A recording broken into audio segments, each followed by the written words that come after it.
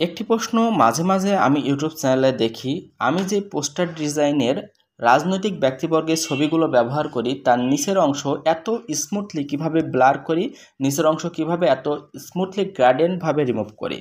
তো এই প্রশ্নটার উত্তর দেওয়ার জন্য আমি এই ভিডিওটা তৈরি করছি। আরও একটা প্রশ্নের উত্তর দেওয়ার জন্য ভিডিওটা তৈরি করছি, সেটা হচ্ছে এই কাজটা আমি পিক্সেল অ্যাপ দিয়ে করি না অন্য কিছু দিয়ে করি। তো সমগ্র ভিডিওটা যদি আপনি মনোযোগ সহকারে দেখেন তাহলে আশা করি আপনার সকল প্রশ্নের উত্তর আপনি এখানে পেয়ে যাবেন।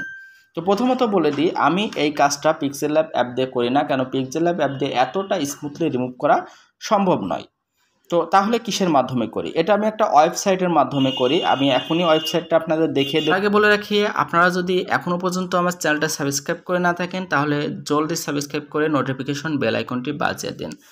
তো প্রথমে একটা ব্রাউজার ওপেন করতে হবে এই কাজটা করার জন্য। আমি ক্রোম ব্রাউজারটা সাজেস্ট করব, আপনারা এটা ওপেন করবেন। ওপেন করার পর আপনার উপরের দিকে লিঙ্ক অপশনে ক্লিক করবেন এবং এখান থেকে লিখবেন photopea.com। যেমনটা আপনারা দেখতে পাচ্ছেন photopea.com উপরে লেখা আছে, এটা আপনারা চাইলে সেভ করে নিতে পারেন, লিখে নিতে পারেন এখান থেকে দেখে দেখে। তারপর ওয়েবসাইটটায় প্রবেশ করলে এই ধরনের একটা সুন্দর ইন্টারফেস আপনারা পেয়ে যাবেন। এখান থেকে নিউ প্রজেক্টে ক্লিক করবেন। নিউ প্রজেক্টটার সেটিংস আমি বলে দেব। উপরের দিকে দেখতে পাচ্ছেন যে উপর থেকে 5 নম্বর অপশনে দেখতে পাচ্ছেন আপনারা ব্যাকগ্রাউন্ড নামে একটা অপশন আছে, লেখা আছে হোয়াইট। এখান থেকে আপনারা সিলেক্ট করবেন ট্রান্সপারেন্ট একটা অপশন। তারপর আমি যে কোনো একটা রেশিও সিলেক্ট করবেন, আমি 1:1 রেশিওতে, তারপর ক্রিয়েটে ক্লিক করে দেবেন। এরপর দেখতে পারবেন এ ধরনের একটা ট্রান্সপারেন্ট পেজ চলে আসবে। এখানে আপনার একটা ব্যাকগ্রাউন্ড রিমুভ করা ফটো আনতে হবে। যদি ব্যাকগ্রাউন্ড রিমুভ করতে না পারেন তাহলে ভিডিও ডেসক্রিপশন বক্স থেকে একটা ভিডিওর লিঙ্ক আছে, ওই ভিডিও দেখে শিখে নিতে পারেন কিভাবে ফটো ব্যাকগ্রাউন্ড রিমুভ করতে হয়। তো এরপর এখানে ব্যাকগ্রাউন্ড রিমুভ করা ইমেজ আনার জন্য উপরে ফাইল, একদম উপরে দেখতে পাচ্ছেন ফাইল অপশন আছে, এখানে ক্লিক করবেন। এরপর ওপেন অ্যান্ড প্লেস উপর থেকে 3 নম্বর অপশন, এখান থেকে ক্লিক করবেন।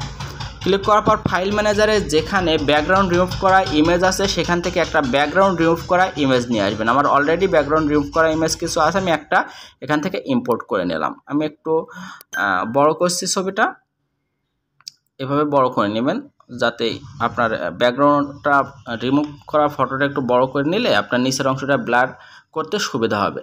এরপর উপরে দেখতে পাচ্ছেন যে এই ডান পাশে আমি যেখানে সিলেক্ট করছি এখানে লেয়ার অপশন আছে, লেয়ার অপশনে ক্লিক করবেন এবং নিচ থেকে আপনারা দেখতে পাচ্ছেন অনেকগুলো অপশন আছে। এই যে এই লাইনে অনেকগুলো অপশন আছে, এখান থেকে 4 নম্বর অপশনটার উপর ক্লিক করবেন।